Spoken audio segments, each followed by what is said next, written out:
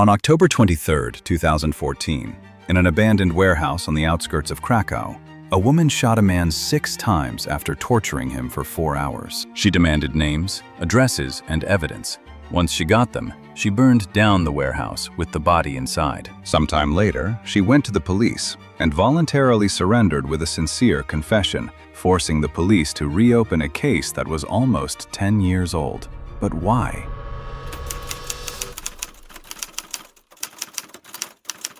In June 2009, Warsaw was suffocating from the summer heat when 22-year-old Katarzyna Nowak and her friend Magdalena Kowalska, who was only 21, decided to celebrate the end of their exams at one of the trendy nightclubs on Mazowiecka Street. Katarzyna studied graphic design at Warsaw University, while Magdalena worked as a sales assistant in a cosmetics store and dreamed of a career as a makeup artist. Both girls lived in a rented apartment in the Praga district, and both dreamed of escaping the routine of provincial life, which seemed too dull and predictable to them. That evening, as the neon lights of the Platinum Club bathed the faces of the patrons in shades of blue and pink, 2 men approached their table. One introduced himself as Marcin Zalewski, a 36-year-old Pole with a well-groomed beard, wearing an expensive Hugo Boss suit and a Rolex watch on his wrist. He spoke confidently, with a slight accent of someone who had spent a lot of time abroad. The second was an Emirati whom Marcin simply called Omar,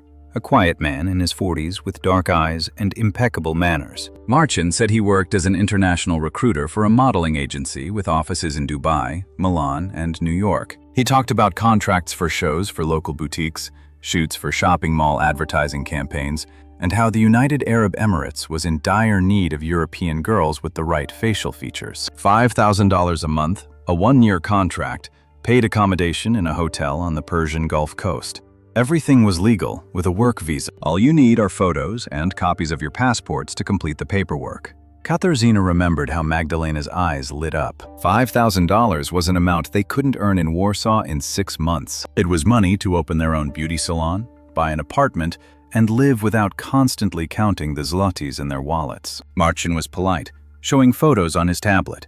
Villas, swimming pools, other girls in photo shoots and luxurious interiors. Omar nodded silently and smiled, occasionally saying something to Marcin in English. 3 days later, Marcin invited the girls to a cafe in Nowy Świat, where he showed them contracts in English with seals and signatures. Everything looked professional. He said that the agency would pay for the tickets, but the girls would have to obtain tourist visas to the UAE themselves. It would take a week. Katarzyna called her mother in Lublin and said she was going on an internship. Magdalena lied to her parents, saying she was going on a tour with her friends. Both were afraid that their parents would not understand, would not allow it, and would ruin their chance for a new life. On June 14, 2009, early in the morning, when a milky fog hung over Chopin Airport, the girls boarded an Emirates flight. Both had only small suitcases with summer clothes and cosmetics. Katarzyna took her laptop with her, and Magdalena took a professional set of makeup brushes. They took pictures in the cabin, laughed, and made plans. The 7-hour flight flew by as they waited for something incredible. But what awaited them in Dubai was a nightmare from which it was impossible to wake up. When the plane landed at Dubai International Airport, the sun-scorched desert and sparkling skyscrapers on the horizon stretched out beyond the windows. Inside the terminal, it was cool from the air conditioning, and it smelled of expensive perfume and coffee. At the exit from the arrivals area, the girls were met by Marcin, dressed in a light-colored shirt and Ray-Ban sunglasses. He hugged them, took their suitcases, and said that the car was waiting in the parking lot. On the way to the exit, Marcin asked for their passports. He explained that the documents needed to be submitted to the immigration service urgently to obtain work visas.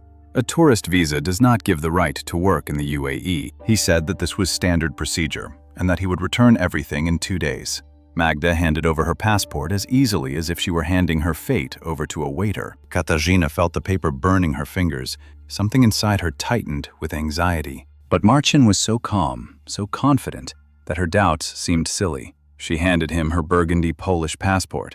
Marcin did not take them to the city. The black Toyota Land Cruiser SUV turned off Sheikh Zayed Road and meandered along secondary roads until the asphalt gave way to dirt and the skyscrapers disappeared over the horizon. All around was desert, endless, ochre-colored dunes under the scorching sun. Marcin turned up the music, ignored the girls' questions, and just kept saying he was taking them to the agency's villa where they would be staying. 40 minutes later, a white two-story villa appeared ahead, surrounded by a high concrete fence topped with barbed wire. The massive metal gates opened automatically. There were 2 more cars in the yard, a white Mercedes-Benz S-Class and a gray Nissan Patrol. Omar, dressed in a traditional white kandura, and 3 men in black t-shirts, security guards with massive builds and indifferent faces, met them on the porch. Katarzyna realized something was wrong when she saw that all the windows of the villa were covered with bars. She tried to ask Marcin, but he grabbed her arm, squeezing her wrist painfully. One of the security guards pulled Magdalena out of the car when she tried to open the door. The girls were dragged into the house,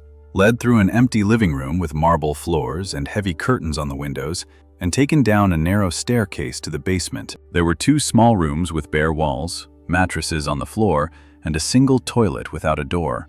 It smelled of mold and urine. The iron door slammed shut. The lock clicked. There were no windows in the basement, only a single light bulb hanging from the ceiling.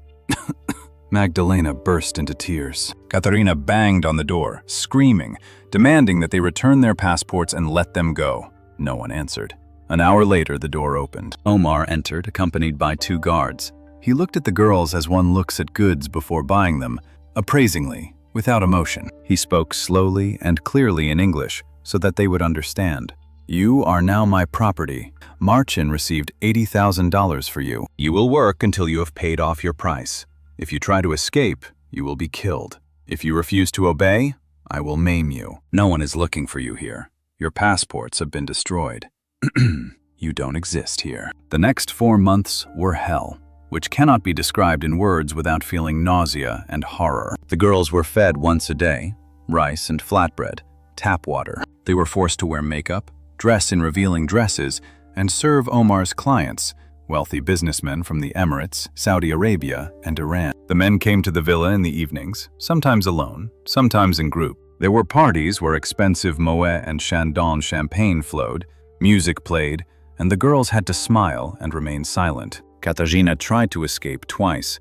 The first time was at the end of July, when one of the guards left the basement door unlocked. She made it to the front door, but was caught in the courtyard. Omar personally broke 2 fingers on her right hand with pliers, slowly, methodically, looking her in the eyes. What hurt most was not her fingers, but her head. The realization that, to these people, she was no more valuable than those pliers. He said that next time he would break all 10. The second time, in mid-August, she tried to attack the guard as he was leading her to the shower. She was beaten, and then Omar cut her left cheek with a razor blade, a 5-centimeter scar so she would remember. Magdalena broke down faster. By the end of the summer, she hardly spoke, only crying at night when she thought Katarzyna was asleep. Once, in early September, she confessed that she wanted to die.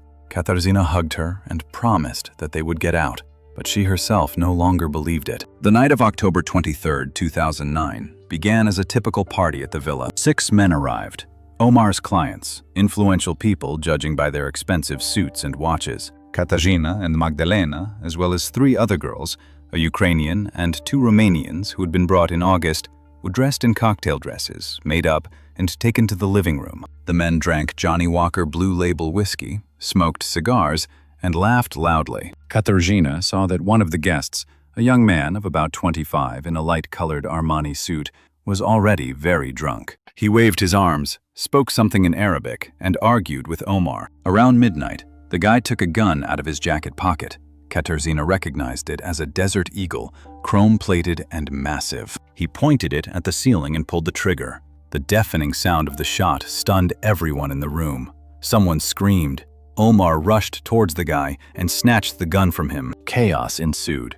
The men were arguing, someone demanded that security be called, and one of the guests ran out of the house. The security guards rushed into the living room. Katarzyna realized that this was her only chance. She grabbed Magdalena by the hand and dragged her to the back door through the kitchen. The door was unlocked. The guards had forgotten to close it in their panic. The girls ran out into the yard and toward the gate, but the gate was locked with an electronic lock. Katarzyna looked back. There was still noise in the house. No one had noticed their escape. She saw a small window in the bathroom on the first floor. It was open and had no bars. Katarzyna pushed Magdalena towards the window and whispered, "Climb out!" Magdalena hesitated, saying she was afraid they would be found. Katarina grabbed her by the shoulders and almost shouted, "Climb out now!" But Magdalena backed away and started crying. At that moment, screams came from the house. Someone had discovered that the girls were gone.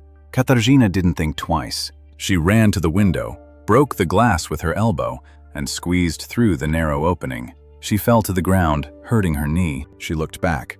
Magdalena was standing by the wall, her arms pressed against her chest, not moving. "Magda, hurry!" Katarzyna reached out her hand, but Magdalena shook her head. "I can't. They'll kill us." And then one of the guards ran out of the house. He saw Magdalena and grabbed her. Katarina heard her friend scream, "Katya, run!" And she ran, barefoot in a torn blue cocktail dress, across the desert. The sand cut her feet. The stones left bloody scratches. She ran without looking back, not knowing where she was going. The moon illuminated the dunes with a ghostly light. Behind her, she could hear dogs barking. Omar had sent out his guards with dogs. But Katarzyna kept running, gasping for breath, stumbling, falling, and getting up again. She ran 8 kilometers. When a strip of light finally appeared ahead, a highway with occasional cars, she no longer had the strength to scream. She simply stepped onto the road and raised her hand. A truck carrying Pakistani workers slowed down. The driver, a middle-aged man with kind eyes, saw a wounded girl in a torn dress, speaking broken English about slavery and death. He didn't ask any questions. He put her in the cab, gave her water, and took her straight to the Dubai police station. Katarzyna gave her testimony through an interpreter. She told everything. About Marcin, about Omar, about the villa in the desert, about Magdalena. Police officer Captain Saeed Al-Hamadi, a 40-year-old man with graying temples and tired eyes, wrote down every word. He said he would send a team to the villa immediately. He asked Katarzyna to wait at the station. The police arrived at the villa 6 hours later, at dawn on October 24th, but the villa was empty. All the windows were open, the furniture was in place, but there was no one there. Omar, the guards, the clients, they had all disappeared. Traces of the party remained in the kitchen. Empty bottles, cigarette butts, broken glasses. In the basement, they found mattresses with bloodstains, empty plastic bottles, and women's clothing. But there were no people. Magdalene was found the next day. Her body was lying in the desert 2 kilometers from the villa, half covered with sand. The medical examiner determined that the 21-year-old girl had been strangled. There were marks on her neck from a rope, which was the cause of death. But before that, she had been tortured. There were 14 knife wounds on her body, most of them superficial, as if the killer wanted to cause pain but not kill her immediately. The time of death was between 2 and 4 o'clock in the morning on October 24th. Katarzyna was held at the police station for another week.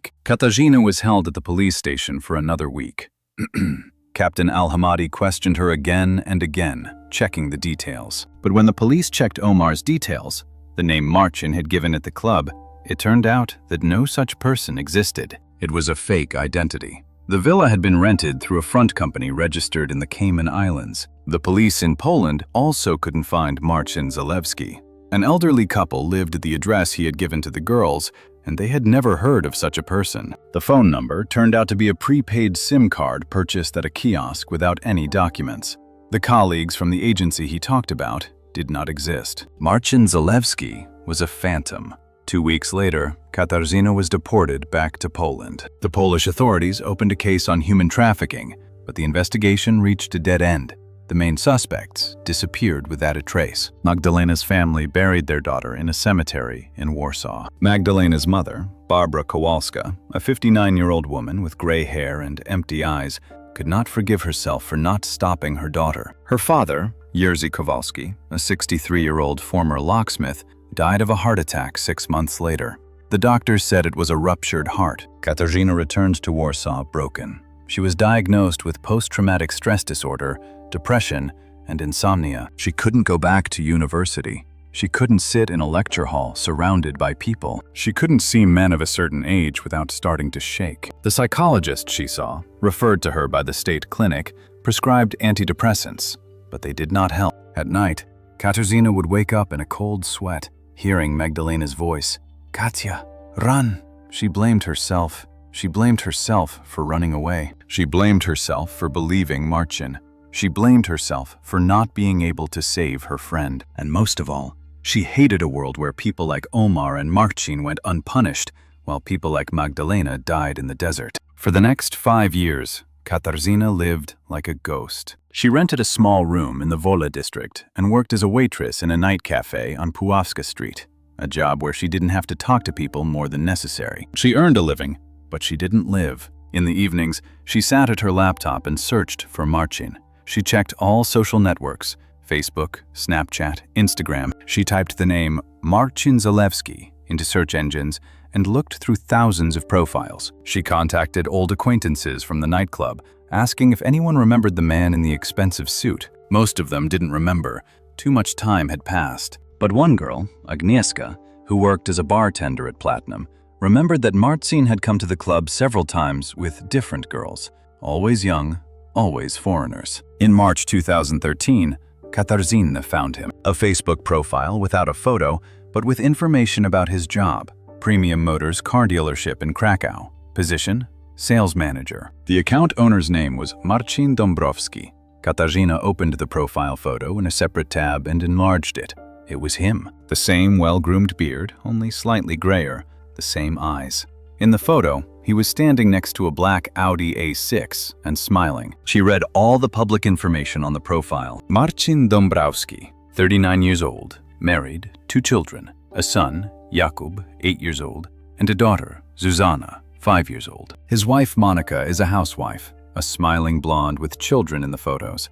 They live in the Podgórze district of Krakow, on Kalwaryska Street. Marcin had an Instagram account where he posted photos of cars, family trips to the countryside, and vacations in Spain. He built a new life for himself. He pretended to be a normal person, and no one knew that behind this mask was a human trafficker. Katarzyna didn't sleep for 3 days after the discovery. She thought about reporting it to the police, but what would she say? She had no evidence, only a familiar face. He had changed his name and 5 years had passed. The police would ask for witnesses, documents, evidence, and she had nothing. The case in Dubai was closed. Omar had disappeared. Magdalena was dead. She thought about calling his wife to tell her the truth, but his wife wouldn't believe her. Why would she believe a stranger accusing her husband of monstrous crimes? Marcin would deny everything, call her crazy, and life would go on. And then Katarzyna realized that there was only one way to get justice. In May 2014, she hired a private investigator, a former police officer named Tadeusz Kopp, a 60-year-old man with gray hair and a cynical gaze who was willing to find anyone for 2,000 zlotys. Katarzyna said she was looking for a former acquaintance who owed her money. Tadeusz didn't ask any unnecessary questions. A month later, he brought a full report. Marcin's home address, his car's license plate number, a silver Toyota Avensis, KR4827F, and his daily schedule. Marcin left for work at 8 in the morning and returned home at 8 in the evening. On Fridays, he went to the movies or a restaurant with his wife. On Sundays, he took his children to the park. Katarzyna spent another 3 months preparing. She studied forums on the darknet, looking for places to buy weapons without documentation. In early September, she contacted the seller via the encrypted messenger Wicker. She arranged a meeting in Warsaw. The man who came to the meeting in an abandoned building on the outskirts of Praga Południa was young, about 25 years old, wearing a black jacket and a cap that covered his face. He brought the gun in a plastic bag, a Glock Model 19, used but in working order, plus a 17-round magazine for 9mm ammunition, 2,000 zlotys in cash. Katarzyna took the pistol and checked it. The seller grinned. "Can you shoot?" She nodded. Even though she had never held a gun before, she learned. She went to the forest near Warsaw and practiced shooting at trees. She Googled instructions and watched videos on YouTube. After a month, she could hit a target from 10 meters away. On October 23, 2014, exactly 5 years after her escape from Dubai, Katarzyna boarded a train to Krakow. She arrived in the evening and checked into a cheap hotel on Starowisławna Street. She carried the weapon in her backpack, wrapped in a towel. She put on a dark hooded jacket, jeans, and sneakers. She took a taxi to Kalwaryska Street and asked to be dropped off at the corner. Around 8 in the evening, she waited by the parking lot near Marcin's house. She hid in the shadows of the trees, watching the entrance. It was cold, and there was a light rain. At 8:30, a silver Toyota Avensis pulled up. Marcin got out of the car with a briefcase in his hand and locked the door with a key fob. He was wearing a gray suit, tired after a day at work, and didn't suspect anything. Katarzyna stepped out of the shadows and approached him from behind. She put the barrel of the gun to the back of his head. She said quietly, "Marcin, do you remember me?" He froze. He slowly turned his head and saw her face, the scar on her left cheek, her cold eyes. He turned pale. "Katarzyna, get in the car. Quiet, or I'll shoot you right here." Marcin got behind the wheel. Katarzyna got in the back seat, holding the gun to his head. She ordered him to drive. They left the city, turned onto a country road, and drove for about 20 minutes until they saw an abandoned warehouse ahead, an old concrete building with broken windows that Katarzyna had found in advance using Google Maps. She ordered Marcin to stop and get out of the car. She tied his hands behind his back with plastic ties and made him sit on the cold concrete floor. She tortured him for the next 4 hours. She didn't hit him. She just held a gun to his temple and asked questions. Who is Omar? Where is he now? How many girls have you sold? Names, addresses, evidence. At first, Marcin denied everything. He said he didn't understand what she was talking about, that it was some kind of misunderstanding, that she was crazy. But when Katarzyna put his phone in front of him and said she would unlock it by any means necessary, even if she had to cut off his finger, Marcin broke down. He gave her the unlock code. She opened WhatsApp, and there it was. Correspondence with a person named Ahmed. In English, cautious, coded phrases like, "New goods ready for shipment. Customer satisfied with quality." Photos. A villa in the desert, the very one where Katarzyna and Magdalena were held. Screenshots of bank transfers to an account at Emirates NBD Bank. Amounts from $50,000 to $100,000 per girl. Marcin spoke up. He said that Ahmed was Ahmed Al-Mansouri, a 52-year-old businessman from Dubai, owner of the construction company Al-Mansouri Construction, an influential man with connections in the government and money. He needed European girls for private parties, for brothels that he kept in closed villas. Marcin recruited them in Poland, Ukraine, Romania, and Lithuania. 12 girls in 5 years. Some are still in Dubai, working. Some disappeared. Marcin did not know their fate. Katarzyna recorded his confession on video. She filmed on her phone as Marcin, bound and tearful, listed names, dates, and amounts as he asked for forgiveness. How he said he didn't want to, that he needed the money, that it was just business. When he finished, Katarzyna turned off the camera. She looked at him for a long time, silently. Marcin begged, "Please, I have children. I've changed. I don't do it anymore. Please." She said quietly, "Magdalena asked too. She was 21 years old. You sold her for money." And she died in the desert with 14 stab wounds. Katarzyna fired 6 shots, 3 bullets to the chest, 3 to the head. Marcin died instantly. She took his phone, laptop from the car, and wallet with documents. She poured gasoline from a canister she had brought with her onto the warehouse and set it on fire. The flames quickly engulfed the building.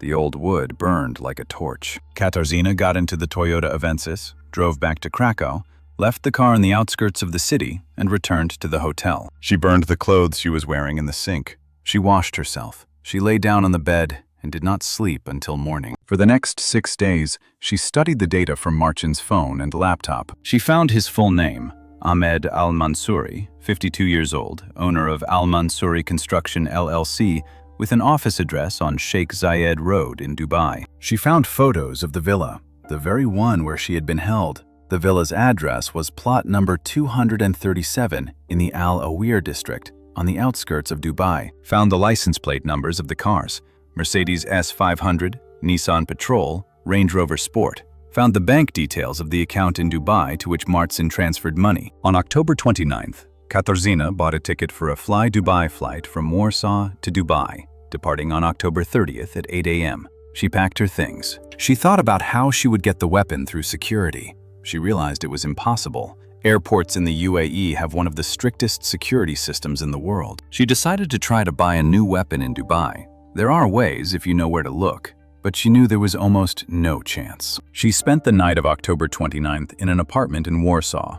She sat on the floor with a gun in one hand and a ticket in the other. She looked out the window at the city lights. She thought about Magdalena, about how her friend had died in the desert, alone, in fear and pain. About how Ahmed al-Mansouri lived in a luxurious villa, drank champagne, and bought people. Katarzyna knew that if she went to Dubai and tried to kill al-Mansouri, she would be caught.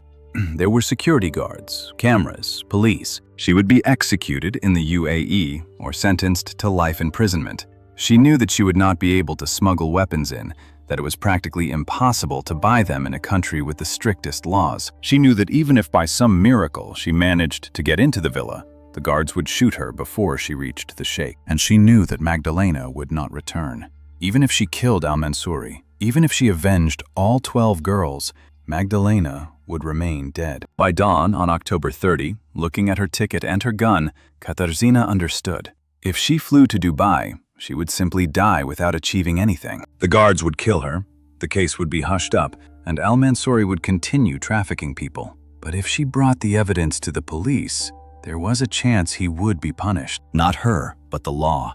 Not revenge, but justice. She looked at the gun in her hand, at the ticket, and made her choice. On October 30th, 2014, at 8 in the morning, Katarzyna arrived at the police station on Wileńska Street in Warsaw. She had a flash drive with a video recording of Marcin's confession, his phone, a laptop with correspondence, papers with addresses and bills. She approached the officer on duty, a young man of about 28, Sergeant Krzysztof Janowski, and said calmly, "I killed Marcin Zalewski on October 23rd in Krakow. Here is the evidence of his crimes. Here is the name of the man who killed my friend 5 years ago." She was arrested immediately. The interrogation was conducted by Inspector Andrzej Kowalczyk, a 55-year-old detective with 30 years of experience. Katarzyna told him everything, from her meeting with Marcin at the nightclub to the night in the warehouse. She showed the scar on her cheek and her broken fingers, which had healed incorrectly. She gave a 70-page statement. The Krakow police found the charred remains of Marcin Dąbrowski, real name Marcin Zalewski, confirmed by DNA, in the ashes of the warehouse. 6 bullet wounds from a 9mm caliber weapon. Death occurred before the fire. Ballistic analysis confirmed that the bullets came from a Glock 19 pistol, which was seized from Katarzyna. The case was referred to Interpol. The Polish prosecutor's office contacted the UAE authorities and provided information about Ahmed al-Mansouri. The Dubai police launched an investigation. It turned out that al-Mansouri was already under suspicion. In 2012, a Ukrainian girl who had escaped from his villa filed a complaint against him, but the case was closed due to lack of evidence. Now there was evidence: correspondence, bank transfers, and Marcin's video confession. The police obtained a search warrant for the villa in Al Awir. On November 20th, 2014, UAE Police Special Forces stormed the villa. Ahmed al-Mansouri and 4 security guards were arrested. 3 girls were found in the basement of the villa: a 23-year-old Ukrainian, a 20-year-old Romanian, and a 19-year-old Moldovan. All 3 were beaten, exhausted, and in a state of shock. A year later, in December 2015, 3 more victims were found, women who testified against al-Mansouri. They told of years of slavery, of violence, of clients. One of them, a 26-year-old Belarusian woman named Olga, identified a photograph of Magdalena. She said she had seen her in October 2009 at the villa. She saw her being taken away by guards after Katarzyna's escape. She had not seen her since. Katarzyna Nowak's trial began in March 2015 at the Warsaw District Court. The charge was first-degree premeditated murder. The prosecutor demanded a 25-year prison sentence. Katarzyna's lawyer, Marta Wiśniewska, a 42-year-old experienced defense attorney, based her defense on mitigating circumstances: victim of human trafficking, post-traumatic stress disorder, lack of assistance from law enforcement. Psychologists testified in court, confirming the PTSD diagnosis. Magdalena's mother, Barbara Kowalska, testified that the police had been unable to find her daughter's killers. Captain Saeed Al-Hamadi from Dubai sent a written statement saying that the investigation had stalled because the suspects had disappeared. Judge Yaroslav Nowicki, a 63-year-old judge with 40 years of experience, handed down a sentence in June 2015,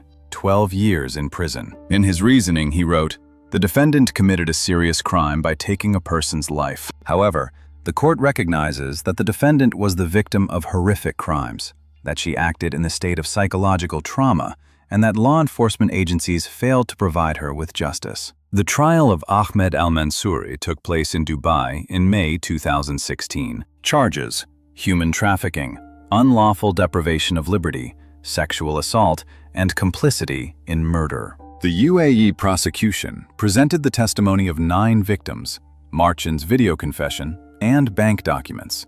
The court found al-Mansouri guilty on all counts. Sentence: 25 years in prison. The investigation revealed al-Mansouri's links to human traffickers in 7 countries: Poland, Ukraine, Romania, Moldova, Bulgaria, Russia, and Lithuania. The police arrested 18 people.